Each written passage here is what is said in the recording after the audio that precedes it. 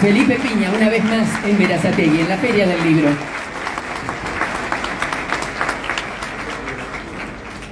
Hola, buenas tardes, ¿cómo están? Muchas gracias por venir.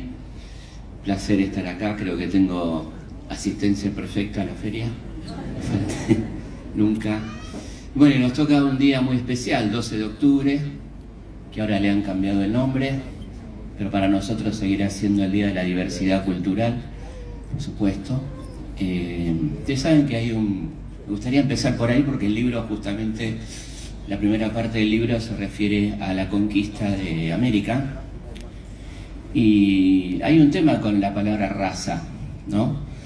La palabra raza, que ha traído tanta muerte, tanto genocidio a lo largo de la historia, fue descalificada científicamente por la UNESCO en 1978, una sesión plenaria, 27 de noviembre del 78, donde todos los países del mundo firmaron contra el racismo, contra el concepto de raza, dejando en claro que no tiene ningún sustento científico la palabra raza, ¿no? Y que siempre ha servido para discriminar, para sojuzgar, para someter, y que por lo tanto proponían, como ya se venía utilizando en las ciencias sociales hacía décadas, el concepto de etnia, que es la clasificación de las culturas por la lengua, por su lenguaje, que tiene mucho más que ver con las características de una cultura, no el color de la piel, ¿no? Así que es interesante entonces dejar en claro que el concepto raza, que hoy se vuelve a usar, no tiene ningún fundamento científico y no se usa en ninguna universidad seria del mundo. Se habla de raza hoy en día, ¿no? Y bueno, también es interesante empezar diciendo que el 12 de octubre es una fecha curiosa, porque ustedes saben que Colón llegó a América el 13 de octubre. Empezamos con una primera fake news, pero bueno, como el día era viernes 13, además era un día de yeta, el tipo decidió retrasar el almanaque y poner que llegó el 12, que es el día de la Virgen del Pilar, y de paso era un poco chuparle las medias a Isabel, que era la patrona de Isabel, la católica, la Virgen del Pilar. Así que ahí tenemos una primera fake news. Segunda fake news. Habrán visto que en los dibujos de la llegada de Colón a América aparece un sacerdote, ¿no? Bueno, ese sacerdote nunca existió en el primer viaje, porque el primer viaje fue un viaje estrictamente comercial. No tenía por qué venir un sacerdote, no tenía nada que hacer, era un viaje comercial. Ahí lo habían contratado para ir a la China, Él planteaba que la Tierra era redonda. Por supuesto que la Tierra era redonda se sabía desde el siglo IV a.C., ¿no? Esto también es interesante.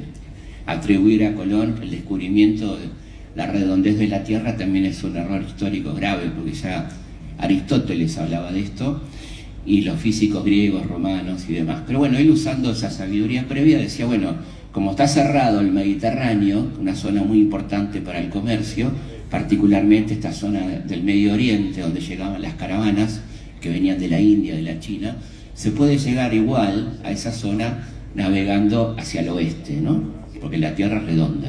Por supuesto, ignoraba que había en el medio un gigantesco continente, y se va a llevar una gran sorpresa cuando entonces se encuentre con esta masa continental de la que él nunca se entera que es un nuevo continente, de manera tal que utilizar el término descubrimiento es un poco mucho, ¿no? A mí siempre me gustaba en mis clases contarle a las chicas, a los chicos, hacerles pensar lo siguiente, ¿no? Ahí dicen los libros, Álvar Núñez Cabeza de Vaca descubrió las cataratas del Iguazú. Imagínense que todos los guaraníes que vivieran ahí no sabían que estaban las cataratas, ¿no? Tuvo que venir Álvar Núñez y che, mirá que tenés unas cataratas tremendas acá. Lo mismo pasó con el Océano Pacífico, que por supuesto no se llamaba así, pero toda la gente que vivía en ambas riberas de uno de los mares más grandes del mundo, hoy llamado Pacífico, y resulta que fue descubierto por Balboa, ¿no? Balboa descubrió el Océano Pacífico, o sea que los chinos, los coreanos, todos lo sabían que había un mar ahí. Tuvo que venir Balboa y decir. Con lo cual, el término descubrimiento es un concepto ridículo, como podrán ver, completamente racista, porque plantea que las cosas no tienen vida ni existencia si no las descubre un europeo, ¿no? Entonces, como también el río La Plata, y así podíamos continuar, ¿no? Así que el concepto de descubrimiento deberíamos ir dejándolo de lado, como también ciertos prejuicios que todavía leemos en algunos artículos, como por ejemplo, cómo se trata a los pueblos preexistentes, ¿no?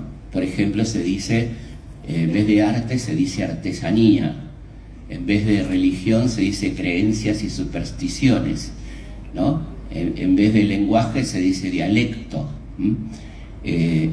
Bueno, todo así, ¿no? Usos y costumbres, es decir, hay toda una baja de categoría para todo lo que tenga que ver con el mundo indígena, y se usa habitualmente el tiempo pasado.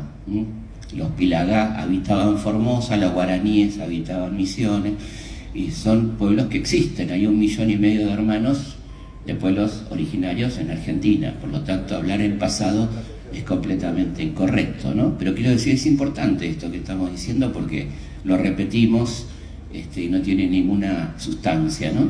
Además, el almirante estaba completamente perdido. Ustedes saben que le escribía a la reina diciendo: estoy muy cerca del río Ganges.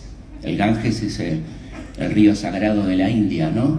Y resulta que el tipo estaba en Cuba, estaba un poco lejos, ¿no?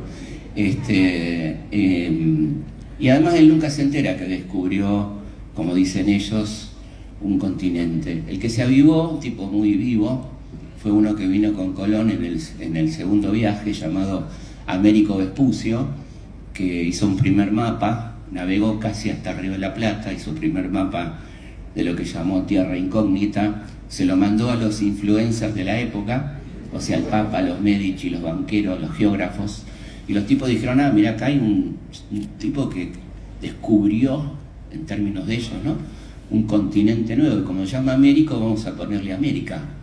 Ahí viene el nombre de América, y por eso no nos llamamos Colonia, Colombia, sino América, por que se avivó, que se llamaba Américo Vespucio. Colón, ustedes saben que en el tercer viaje fue mandado a detener por los Reyes Católicos. Por eso es gracioso cuando dicen, sacan de contexto, juzgan con mirada presente lo que pasó en el pasado. No, esto lo dice la reina Isabel y el rey Fernando cuando mandan a detener a Colón en 1500 por los crímenes y los actos de corrupción cometidos durante su breve administración en las Antillas. Lo detienen, lo acusan y lo detienen los Reyes Católicos. A ver si nos entendemos. El tipo vuelve encadenado a España, juzgado, se le quitan todos sus cargos y honores, y él enloquece literalmente, y va a morir soñando con que es el apóstol número 13. Está un poco, ¿no? Ese es el descubridor de América, don Cristóbal Colón. Así que bueno, hay mucho para decir del 11 de octubre. Hoy habrán visto que han pasado muchas cosas, pero la verdad sigue siendo la misma, ¿no? Más allá de que la quieran cambiar, vender y vendernos nuevamente espejitos de colores que por supuesto ya no compramos más, ¿no? Es interesante también decir que comenzó inmediatamente la resistencia, es decir, cuando esta gente, que era una muy buena gente, la gente a donde llega Colón, que era el pueblo arawak, que tenía una cultura maravillosa, cuyo principal entretenimiento era escribir poesía, y hacían los areitos, que eran concursos de poesía, que tenían un idioma maravilloso, que era, por ejemplo, al arcoíris le decían serpiente de collares, al amigo le decían mi otro corazón, al cielo le decían mar de arriba. Bueno, un idioma de una poesía extraordinaria, que era un pueblo muy pacífico. Los reciben muy bien a estos recién llegados, pero bueno, al poco tiempo Colón empieza con su ambición del oro y la fiebre amarilla, como dicen algunos autores, y termina todo una verdadera masacre, y por lo tanto estos pueblos pacíficos terminan reaccionando con la primera rebelde americana. La mujer fue la primera rebelde, llamada Anacaona, la cacique Anacaona, junto a su compañero Caunabó, que fueron los que sublevaron a todas las Antillas contra el gobierno español. No estuvo muy en peligro esa administración porque Fue una lucha muy persistente durante aproximadamente 10 años, que termina en una masacre, cuando es capturada Nakaona y quemada por bruja, declarada bruja, ¿no? Como era un argumento bastante frecuente, el tema de declarar brujo a alguien, y básicamente a las mujeres, y quemarlas, ¿no? Pero la resistencia va a continuar, por supuesto, a lo largo y a lo ancho del continente. Y por supuesto que la otra cosa interesante para plantear es que desde ya que no existe el concepto de indio americano, independientemente del error de indio, que hoy en día las culturas originarias lo aceptan, el término indio, pero tiene que ver con una cuestión de facilitar el diálogo, ¿no? Pero indio tenía que ver con que Colón pensaba que estaba en la India, entonces por eso decía las Indias occidentales, ¿no? Pero básicamente lo que quiero decir es que está la diversidad cultural que va de Alaska a Tierra del Fuego, con culturas tan diversas, de todo tipo, ¿no? Con imperios gigantescos como el azteca, como el inca, culturas como la maya, y todo eso es América, ¿no? Así que decir el indio americano no quiere decir nada, como decir el europeo, ¿no? Que es una variedad cultural inmensa. Y esta rebelión que comenzó en 1493 no va a parar nunca. En toda América se van a suceder sublevaciones, levantamientos, muchas veces encabezados por mujeres, como el caso de Colombia, una mujer llamada La Gaitana, que se rebela contra los conquistadores y mantiene liberada la zona del Cauca por aproximadamente 30 años, con un ejército mayoritariamente compuesto por mujeres. Los españoles, al ver a estas mujeres tan valientes, las llaman amazonas, y por eso esto ocurría en el nacimiento de un río muy caudaloso que comenzó a llamarse Amazonas, en recuerdo a las griegas, ¿no? Si vieron La Mujer Maravilla, la última versión, las amazonas, que eran mujeres guerreras muy valientes, y por eso la toponimia de Amazonas a uno de los ríos más grandes del mundo, ¿no? La rebelión va a continuar de distintas maneras, distintas partes de América, y no va a parar nunca, como digo, hasta 1810, donde va a tomar otra forma, ¿no? Ahí va a empezar a plantearse la conformación de ejércitos, la lucha abierta contra el Imperio Español. En el medio vamos a tener cosas muy interesantes, como por ejemplo la rebelión de Tupac Amaru, la rebelión de Tupac Katari, rebeliones indígenas muy poderosas entre 1780 y 1782, con mujeres muy potentes, ¿no? La mujer de Tupac Amaru, Micaela Bastidas, la mujer de Tupac Katari, Bartolina Sisa, llamada por los españoles las virreinas subversivas. Y hay algo muy importante ahí en lo que pasa en el Alto Perú y en el Perú, que va a impregnar muy fuertemente a los patriotas argentinos que van a ir a estudiar a la Universidad de Chuquisaca. Ahí lo tenemos a Moreno, a Paso, Castelli, Monteagudo, que van a recibir un poco el conocimiento de los teóricos de la revolución inglesa, francesa, norteamericana, pero también la impronta de esa fuerte rebelión indígena, ¿no? Por eso todos ellos van a plantear la necesidad de darle derechos, de devolverle los derechos a los pueblos originarios, ¿no? Y además de esta corriente que se educa en Chuquisaca, tenemos un distinto, ¿no? Aquel que puede ir a estudiar a Salamanca, que se llamó Manuel Belgrano, aquel muchacho que pudo estudiar en Salamanca, que se recibió con medalla de oro, y que viene a nuestro país trayendo un gran conocimiento en economía, y va a escribir esas memorias extraordinarias, ¿no? Sobre las características económicas y un verdadero plan de gobierno, ¿no? Ahí Belgrano habla en 1795 de la industria, la necesidad de crear una industria nacional. Él decía, los países civilizados se cuidan de no exportar materia prima antes de transformarla localmente. Y terminaba diciendo, no exportemos cuero, exportemos zapatos, ¿no? Es decir, la importancia de la industria, el valor agregado que planteaba Belgrano. El otro tema es la educación. Belgrano propone, durante el virreinato todavía, la educación gratuita y obligatoria a cargo del Estado, con la participación activa de la mujer, donde él dice que la mujer tiene que participar en todos los niveles de la enseñanza. Belgrano va a tener una fuerte y sana obsesión por la educación popular, por la educación pública y gratuita. Así que es el pionero. Y hay una cosa interesante que nos pasa cada 2 de septiembre, que se celebra en Argentina el Día de la Industria. Habrán visto que el 2 de septiembre hay celebración del Día de la Industria, y por ahí habría que preguntarse por qué, ¿no? Bueno, ese día de 1587 se produce supuestamente la primera exportación argentina al exterior, ¿no? Lo cual no deja de ser todo medio raro, medio turbio, como dicen los chicos, ¿no? Primero porque Argentina no existía todavía. Segundo, porque no fue exportación, porque en ese momento estaban unidas las coronas de España y Portugal, bajo el mando de Felipe II. Pero bueno, supongamos, primera exportación argentina al exterior. Resulta que el que le hace esta exportación es el obispo Francisco de Vitoria, que exporta bolsas de harina y telas de Tucumán y Santiago hacia Brasil. El gobernador Velasco, español, el gobernador de Tucumán, venía siguiendo los negocios de este obispo y hace revisar y requisar las bolsas de harina, y descubre que en esas bolsas de harina están viajando de contrabando barras de plata del Potosí. O sea que nosotros celebramos el Día de la Industria, el día de un obispo contrabandista, ¿no? Por lo tanto, como decía Manuel Belgrano, si critica, proponga. Tenía un cartel, el que decía: si critica, proponga. Como criticamos, proponemos que el Día de la Industria sea el 3 de junio, el día de nacimiento del primer industrialista argentino, que se llamó Manuel Belgrano, y no el día de un obispo contrabandista, ¿no? Hasta el momento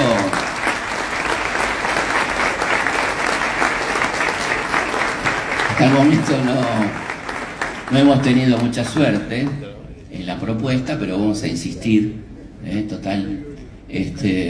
para que sea ese el Día de la Industria en nuestro país, ¿no? Belgrano, como ustedes saben, es una personalidad extraordinaria, un hombre que todo lo hizo por la patria, un tipo que cuando llega a volver a tener un poco de dinero lo dona absolutamente para la construcción de escuelas. Después de los triunfos de Salta y Tucumán le donan 40.000 pesos oro y él lo destina a la construcción de 4 escuelas. Va a morir sin que se vea construida ni una sola de esas escuelas. La donación es del año 1813 y la última escuela se construyó en 2005. Vieron que hay problemas con la construcción, que no te van los lunes, increíble, una vergüenza. Pero además se afanaron ese dinero. El directorio, que era el gobierno de entonces, el gobierno unitario de entonces, se robó ese dinero, y las escuelas que se fueron construyendo se hicieron con otros fondos, ¿no? Con esa donación impresionante, era una fortuna de ese dinero que donó Manuel Belgrano, ¿no? Bueno, estas personas, los que están en Chuquisaca, Belgrano, van a empezar a empujar para que dejemos de ser una colonia, ¿no? Y hay un hecho ahí muy interesante, que es las invasiones inglesas, ¿no? Un hecho trascendente que para mí no tiene nada que ver con lo gastronómico, ¿no? Porque parece que discutimos si era aceite, grasa o agua. La verdad que es una pelotudez. Lo importante es, y si alguien tiene duda, le preocupa mucho y no puede dormir, básicamente tiraban agua caliente y grasa, porque el aceite era muy caro en ese momento, ¿no? Son esas cosas como si llovía y había paraguas el 25 de mayo. Bueno, lo importante es que es un momento trascendente, bisagra en las luchas del pueblo argentino, ¿no? Cuando hicimos Algo Habrán Hecho con Mario, estuvimos en Londres, en el Museo del Ejército Británico. Hay una sala impresionante dentro del Museo Británico que se llama Primera Campaña al Atlántico Sur, ¿no? Donde ellos cuentan ahí las 2 derrotas más graves que sufrió la Armada inglesa del siglo XIX, que fueron las que nosotros llamamos invasiones inglesas, de 1806 y 1807, ¿no? Algo inédito, y con algunas cuestiones anecdóticas muy interesantes. La primera En 1806 estaba custodiando el Río de la Plata un muchachito de 20 años con grado de capitán, que ve que el barco más importante de la expedición, llamado el Justín, queda varado en el fango y decide mandarse al abordaje con 50 jinetes y tomar ese barco a caballo. Ese muchacho se llamaba Martín Miguel de Güemes, ¿no? Que así entraba a la historia tomando un barco a caballo, y el capitán inglés dice que quiere conocer a ese capitán de 20 años porque en su larga vida marina, que había estado en Egipto, en la India, etc., nunca le habían tomado un barco a caballo y quería conocer a este joven tan valiente que era ni más ni menos que nuestro querido Martín Miguel, que luego será, por supuesto, uno de los personajes más importantes de la Guerra de la Independencia en Argentina, el creador de los infernales, de que sostuvo la frontera a sangre y fuego, ¿no? Y la otra es muy simpática, involucra a una mujer llamada Martina Céspedes, que tenía un despacho de bebida en la actual calle Defensa, cerca de la Plaza Mayor, y van un grupo de oficiales, una noche va un grupo de 12 oficiales británicos a decirle que quieren tomar algo, y ella le dice, bueno, perfecto, vayan pasando de a uno y los voy a atender. Los hace pasar de a uno, cierra la puerta, la rompe la cabeza y los manda maniatados al sótano, y así captura a 12 oficiales británicos la querida y genial Martina Céspedes, que va a ser las primeras mujeres, junto con Manuela Pedraza, la genial tucumana también, que resistió durante las invasiones, las dos primeras mujeres que van a tener un cargo militar y una pensión heroica por heroísmo durante las invasiones. Esas invasiones, ¿por qué nos importan tanto? Bueno, porque ahí va a pasar algo muy interesante entre la primera y segunda invasión, cuando recordemos que en la primera el virrey Sobremontes sale corriendo, ¿no? Se escapa, y entonces los británicos, encabezados por Beresford, el gobernador británico de Buenos Aires, junta a la gente más rica de Buenos Aires, los Martínez de Oz, los Anchorena, los Álzaga, los juntan en el cabildo, dice, si no aparece Sobremontes, que se había ido con el tesoro, no para robarlo, sino para salvarlo, ¿no? Claro, no era una cuestión de quedárselo él, sino que quería en todo caso sacarlo de Buenos Aires. Bueno, junta a estos muchachos, se le dice, si no aparece Sobremonte con el tesoro, esa plata la ponen ustedes. Ahora, no pasaron ni 5 segundos que le dieron la ubicación con GPS y ahí cayó Sobremonte y mandaron inmediatamente el tesoro a Londres, como se sabe, una verdadera fortuna, unos 30 millones de dólares al día de hoy, más o menos.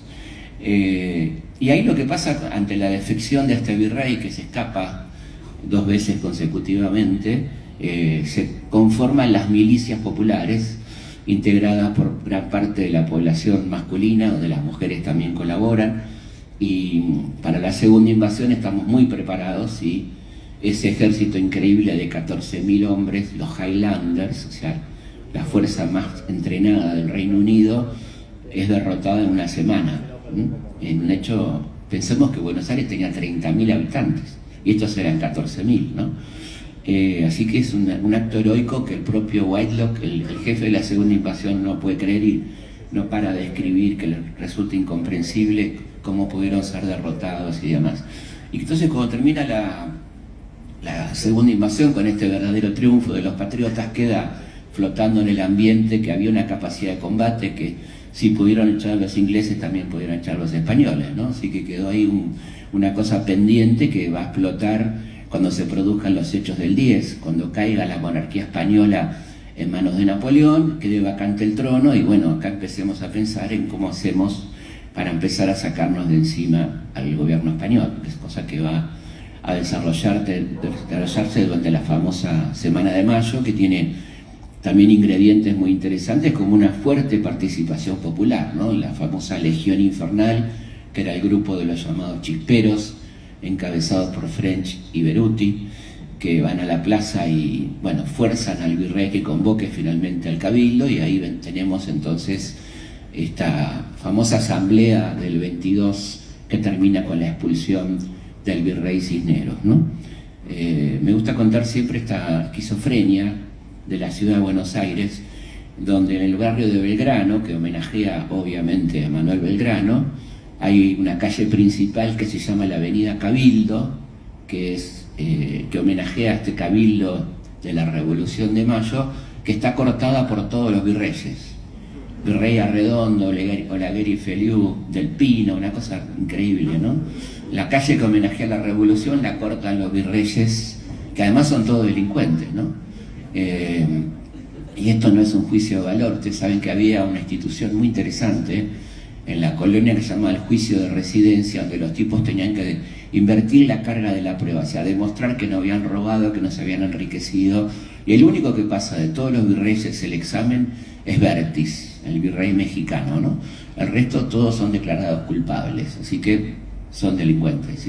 Bueno, y tienen además calles, no solamente en Belgrano, sino en otras partes de Buenos Aires. Por ejemplo, el virrey Del Pino, que lleva adelante la primera censura gráfica en nuestro país, censurando el primer periódico en el cual escribían Belgrano, Vieites, Castelli, el Telégrafo Mercantil se llamaba, ¿no? Bueno, esta revolución tiene entonces por delante un camino muy difícil, realmente muy complicado, de empezar a construir, ¿no? Algo nuevo, algo diferente.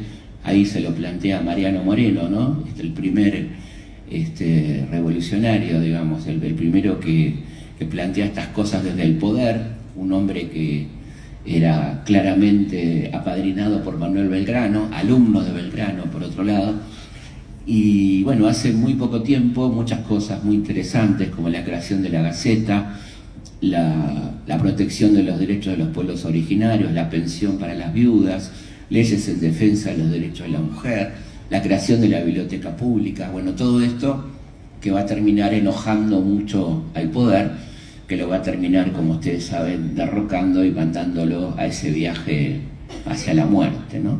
Ahí comienza un proceso de concentración del poder, estamos siendo sintéticos, pero bueno, de concentración del poder de una junta a una junta grande, pero después se va a una especie de embudo hacia una concentración del poder. Pasamos a un triunvirato tremendamente conservador, el triunvirato que tiene como secretario a Bernardino Rivadavia, un hombre muy cercano a las ideas y a los intereses británicos. Inglaterra era aliada de España, entonces Inglaterra le decía a Rivadavia y a quien quisiera escucharlo, no declaren la independencia, porque nosotros apoyamos a España, ¿no? Y este hombre se lo tomó muy en serio, ¿no? Recordemos que con Rivadavia se puede borrar y volver a escribir sin borronear, ¿no? Bueno, y por ejemplo, cuando Belgrano, que era un patriota decidido, estando en las costas del Paraná, crea la batería Libertad e Independencia y crea una bandera, Rivadavia estalla, ¿no?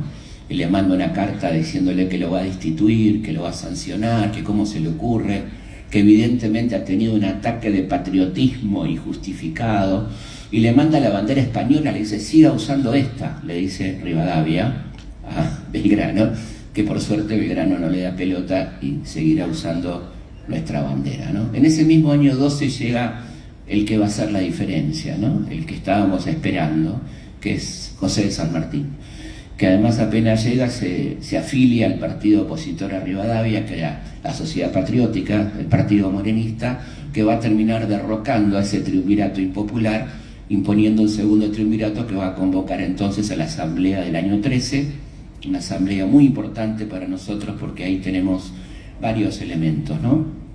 Por un lado, Alvear, que es el presidente de la asamblea, empieza a preocuparse por el muy fuerte peso político que está tomando San Martín, opositor absolutamente al centralismo, al unitarismo, a la corriente rivadaviana a la que escribía Carlos de Alvear, ¿no?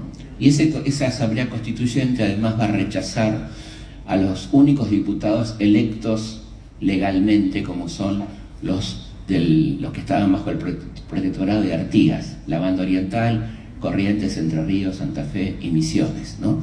Que vienen con las famosas instrucciones de Artigas, que dicen libertad e independencia inmediata, traslado de la capital, reparto de las rentas del puerto, bueno, todas cosas república, todas cosas inaceptables para el poder porteño, por eso son rechazados, y ahí comienza este conflicto que va a durar mucho tiempo con Artigas y sus lugartenientes, ¿no? Por otra parte, la asamblea, que es muy declamativa, ¿no? Adopta el himno, la bandera, el escudo, la moneda, pero no proclama la independencia ni redacta la Constitución. Lo que sí hace es nombrar un poder ejecutivo de un solo miembro. Lo nombra el tío de Alvear, Gervasio Posadas, que al poco tiempo termina nombrándolo al propio Alvear. Alvear le toca en suerte el momento en que cae Napoleón, entran en pánico las clases dirigentes porteñas y Alvear decide mandar a Río de Janeiro a un señor llamado Manuel José García, su secretario, para ofrecerle a los ingleses que seamos una colonia británica. Dice que nosotros no nos podemos gobernar a nosotros mismos, que queremos ser una colonia inglesa. Y le pasa lo peor que le puede pasar a un arrastrado, le dicen que no. O sea, los ingleses le dicen, no, gracias, no. Ya tenemos bastante despelote nosotros para hacernos cargo de la Argentina. Básicamente le dicen que no porque tenían un acuerdo con España, no podían aceptar estas colonias, ¿no? Cuando sale la noticia acá, se enteran de esta noticia de la traición. Bueno, el ejército de los Andes se subleva, Rivadavia tiene que empezar a preparar sus maletas, Alvear se escapa, se va a Río de Janeiro, y cuando llega a Río de Janeiro pide hablar con el embajador español, le pide perdón a Fernando VII, no sabemos si habló de la angustia, pero le pidió perdón, y bueno, y además le pasó todos los secretos militares a los españoles, ubicación de nuestros ejércitos, polvorines, cantidad de tropas. Esto está todo detallado en mi libro La voz del gran jefe, están todos los documentos, ¿no? Bueno, imagínense la doble traición del general Alvear, que como ustedes saben tiene calles en todos los pueblos y ciudades del país. Incluso alguna esquina Alvear y Rivadavia hay en algunos lugares. Bueno, finalmente lo que ocurre es que estamos en el mismo momento que San Martín está preparando el extraordinario cruce de los Andes, que está, mientras este traidor está entregando el país, San Martín está preparando la liberación, Belgrano y Güemes haciendo lo propio, Güemes frenando 9 invasiones españolas en 7 años, ¿no? Una cosa increíble, con esencialmente la fuerza, la inteligencia y el coraje de sus gauchos, de los hombres y mujeres de que componían los infernales. Ustedes saben que las mujeres fueron centrales, un grupo de casi 400 espías llamadas las bomberas, bajo las órdenes de la extraordinaria Macacha Güemes, la hermana, María Magdalena Güemes, la hermana de Martín Miguel, que mantuvieron a raya los ejércitos del rey durante 7 años. Y bueno, entonces en ese contexto, gracias al impulso de San Martín, de Belgrano, de todos estos patriotas, y mujeres y hombres, se puede convocar al Congreso de Tucumán, donde se van a discutir muchas cosas, ¿no? No solamente la independencia.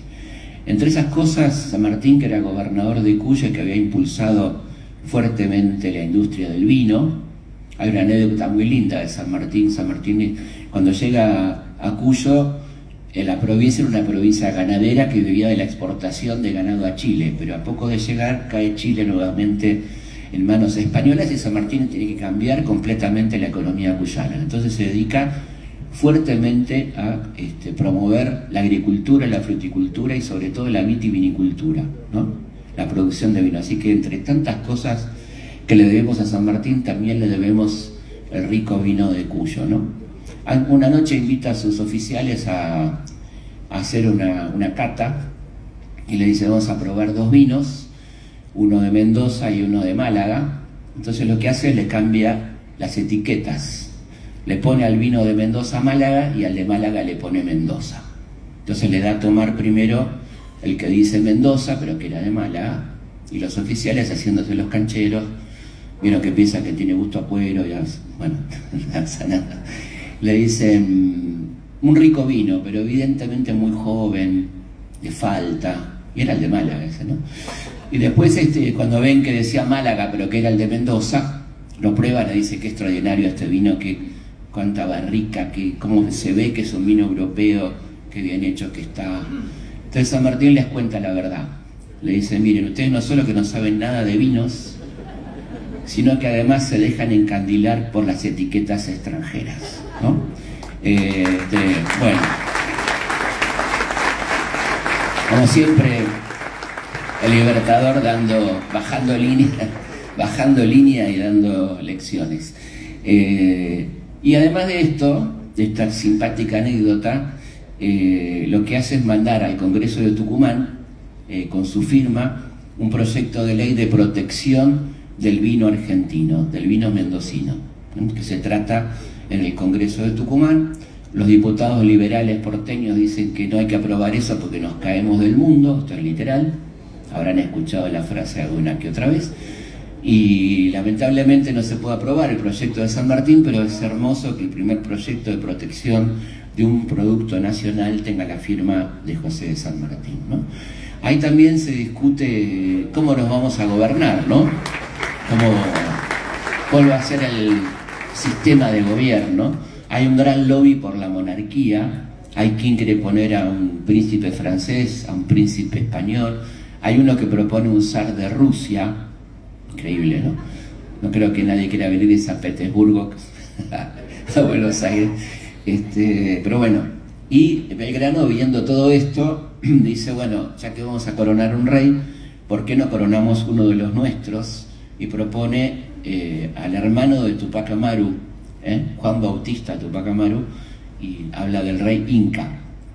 Entonces es muy gracioso porque aquellos que proponían un zar de Rusia le dicen que es una propuesta exótica la que hace Belgrano. Pero acá hay una genialidad, porque Belgrano sabía que no iban a aprobar nunca esa propuesta. Lo que él quería en realidad era que se diera de baja la discusión monárquica, ¿no? Y que diéramos lugar entonces a ver si podíamos llegar a la república, ¿no? Y esto es lo que pasa. Y bueno, y para terminar, llegamos finalmente al 9 de julio, el día que se sanciona la independencia. La primera acta dice, libre de España, Fernando VII y sucesores. Cuando se la van a leer a San Martín se niega a jurarla, dice que hay que agregarle un párrafo muy importante que diga libre de España y de toda dominación extranjera, ¿no? Creo que es un detalle muy interesante, porque fíjense ustedes que eso tenía que ver con estas tratativas secretas, y San Martín sabía que estaban estas tratativas, y por lo tanto lo que él quería era terminar con esta cuestión. Quiero terminar con una parte del libro que creo que le va a interesar. Vieron que se ha puesto muy de moda Juan Bautista Alberdi y su libro Las Bases, ¿no? Y hay algunas cositas interesantes en torno a eso, a lo que son los llamados liberales argentinos, ¿no? Que ya se llama confusión a veces. Y Alberdi fue un tipo extraordinario, fue un gran pensador argentino que tuvo diferentes momentos en su vida, fue muy antirrosista.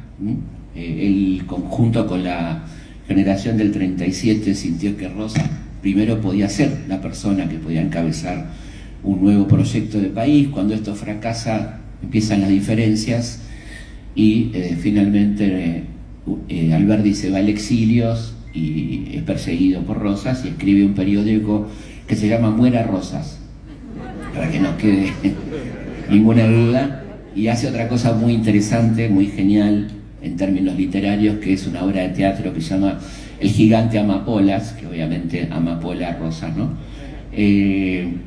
Pero después se va dando cuenta, después de la caída de Rosas, de quiénes son estos muchachos que han tomado el poder, ¿no? Que se siente muy lejos de esa gente, y escribe lo siguiente: los liberales argentinos son amantes platónicos de una deidad que no han visto ni conocen. Ser libre para ellos no consiste en gobernarse a sí mismos, sino en gobernar a los otros. La posesión del gobierno, he ahí toda su libertad. El monopolio del gobierno, he ahí todo su liberalismo. El liberalismo, como hábito de respetar el disentimiento de los otros, es algo que no cabe en la cabeza de un liberal argentino. El disidente es enemigo, la disidencia de opinión es guerra, hostilidad que para ellos autoriza la represión y la muerte.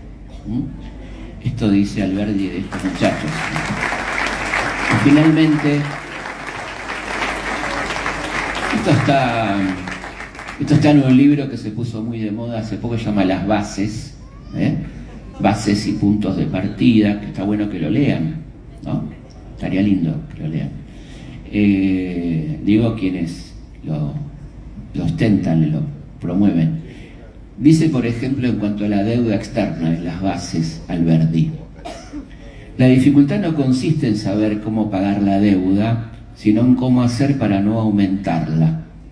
En los países nuevos, en que la habilidad abunda más que el juicio, se da frecuentemente el nombre de empréstitos para obras públicas, a lo que en realidad son obras públicas para empréstitos. Así, tan pronto como el empréstito es conseguido, la obra pública queda sin objeto y nunca se ejecuta. Cuanto más irrealizable, mejor sirve la obra a su objeto, que es el empréstito en sí mismo, la deuda, no la obra. Esto dice Alberdi en Las Bases, ¿no? Hay una anécdota que me encanta, ¿no? Que tiene que ver con, ya para ir terminando, con Alberdi cuando está exiliado. Ustedes saben que Alberdi, por sus opiniones contra los liberales, por oponerse a la guerra del Paraguay, va a ser echado por Mitre de su empleo de diplomático en Francia. Y bueno, se va a producir un encuentro en Londres entre Rosas y Alberdi. Coinciden casualmente en una recepción diplomática, estos históricos enemigos. Y bueno, Alberdi se acerca a Rosas y le dice: bueno, yo lo combatí toda la vida, he sido antirrosista toda la vida, hay cosas que sigo pensando, pero la verdad que a usted le están haciendo un juicio en ausencia completamente injusto y me ofrezco a ser su abogado, ¿no? Bueno, Rosas se queda muy sorprendido, dice: bueno, ¿qué mejor abogado puedo tener que el padre de la Constitución, doctor Alberdi? Pero bueno, no se lo aconsejo porque nunca se lo van a perdonar, ¿no? Acuérdese lo que le pasó a San Martín, le dice, ¿no? Recuerde que San Martín, por donar el sable post-mortem, fue una figura repudiada por la historia oficial hasta entrado el siglo XX, ¿no? De hecho, recordemos que tardaron 30 años en traer el cuerpo de San Martín, que había dicho en su testamento que quería que su cuerpo descansara en Buenos Aires. Y cuando lo trajeron, midieron mal, ¿se acuerdan que está mal hecho el sarcófago, ¿no? Inventaron una pelotudez increíble, dijeron que como no entraba en el sarcófago, lo pusieron parado para que mire a la gente cuando entra a la... No sé, no me resulta difícil creer esto.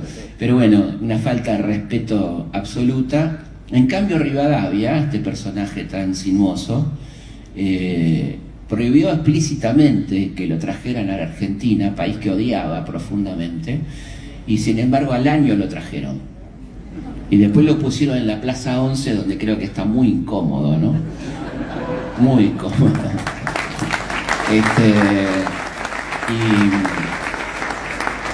Pero bueno, ahí está Rivadavia, su calle, su mausoleo y todo eso, y San Martín. Bueno, ahí le recordó entonces a Alberdi, a Rosas Alberdi: cuidado con acercarse a mí, que soy como la peste, dice, ¿no?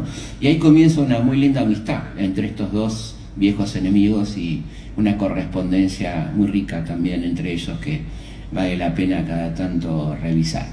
Así que bueno, este es un poco un recorrido por este libro y muchas gracias por la atención y gracias por estar acá. Así que muy amables. Muchísimas gracias. Muy fuerte el aplauso para Felipe Piña. En la Feria del Libro de Berazategui, la 17ª Feria del Libro, una vez más, Felipe Piña con nosotros.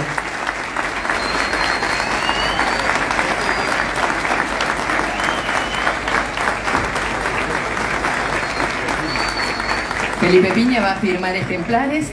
Vamos a hacer la fila por este lado, pasamos y bajamos por allá. Les agradecemos la presencia a todos. Los invitamos para mañana.